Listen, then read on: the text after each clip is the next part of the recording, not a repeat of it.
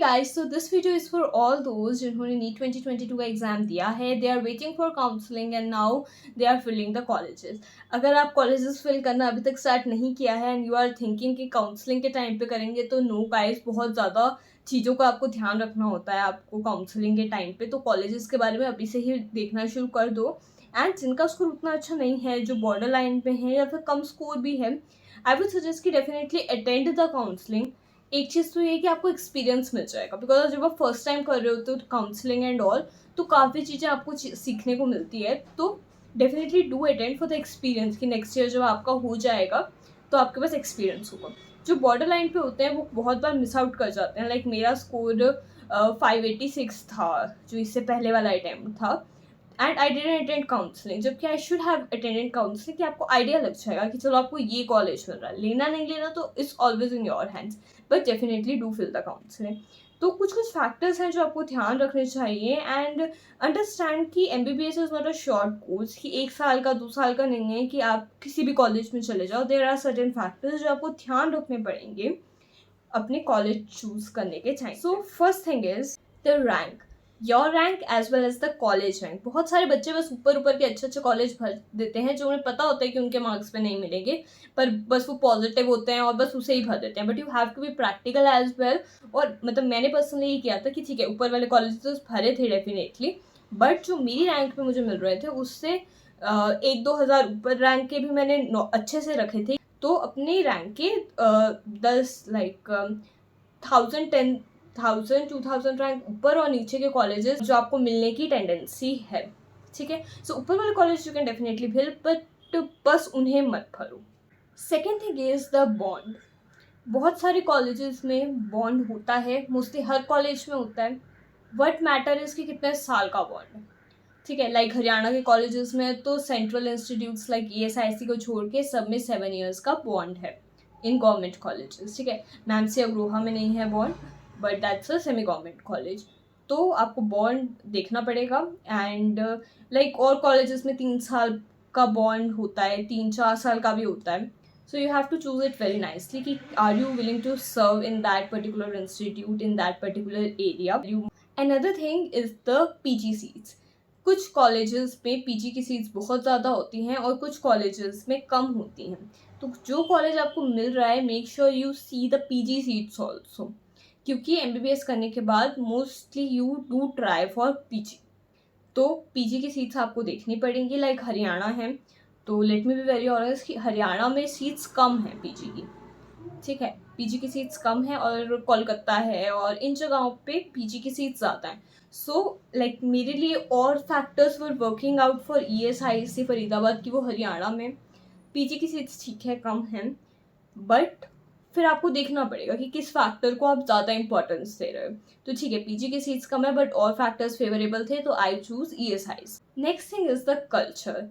बहुत मैटर करता है कि आप अपने डिफरेंट कल्चर में जा रहे हो.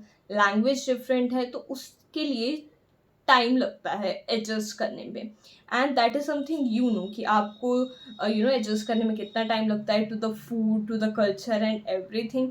आई personally, to be very honest, I was not that sort of person कि मैं एडजस्ट कर लेती. आई गॉट कोलकाता का कॉलेज, बट मैंने नहीं लिया because of that one reason. And one of my senior got AFMC Pune. तो AFMC पुणे में उनका सिलेक्शन हो गया था. लाइक स्क्रीनिंग राउंड भी अच्छा हो गया था. शी वेंट देयर और कुछ टाइम के बाद she left it out for ESIC Faridabad, क्योंकि like same thing, food problem. तो वो एक पर्सनल चीज़ है, आपको खुद देखना पड़ेगा. Another thing is connectivity. As I have already told you कि it's not a place you have to be in just like 1-2 साल के लिए नहीं रहना. You have to spend like 5.5 years तो मैंडेटरी है, उसके आगे भी आप पढ़ोगे तो वहीं स्पेंड करना है. सो आपको ऐसा नहीं है कि आप वहीं रहोगे, you will have to travel. घर पे आना जाना होगा, तो आपको देखो दूर कॉलेज से डजेंट मीन कि आप लो ही ना, बट कनेक्टिविटी देखना इंपॉर्टेंट है कि रेलवे स्टेशन कितना पास है, फ्लाइट्स एयरपोर्ट कितना पास है, और जाने में कितना टाइम आने जाने में लगेगा. ये सब चीज़ें मैटर करती हैं. तो डेफिनेटली आपको कनेक्टिविटी का ध्यान रखना है, क्योंकि कई बार आपका कॉलेज की फीस तो उतनी नहीं है, but other expenses are more. आपकी कॉस्ट ऑफ लिविंग ज़्यादा हो जाती है ना. ट्रैवल में कई बार इतने पैसे लग जाएं अगर आप ऐसे एरिया से ट्रैवल कर रहे हो. और या फिर जैसे मुंबई है तो मुंबई में बहुत सारे कॉलेजेस हैं, but again the cost of living is more, तो उन चीज़ों का आपको ध्यान रखना पड़ेगा।